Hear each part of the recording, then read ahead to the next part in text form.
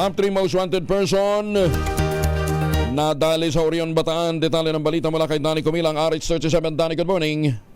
Sa malaking tulong ng ilang concerned citizen at isinagawang masusing surveillance, matagumpay na naaresto ng Orion PNP ang isang top 3 most wanted person sa lalawigan ng Bataan. Ayon sa ulat ni Orion Chief of Police, Police Major Madaib Jalman, ang suspect ay kinilala ito na si alias Jerry, 41 anyos, residente ng Barangay General Limbilul, Orion.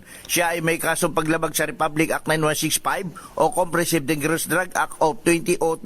Ang pag-aresto ay isinagawa sa bisa ito ng warrant of arrest na inilabas ni Honorable Maricar Paloma de la Cruz Bubab, Presiding Judge ng RTC Branch 1, 3rd Judicial Region, Balanga City, Bataan.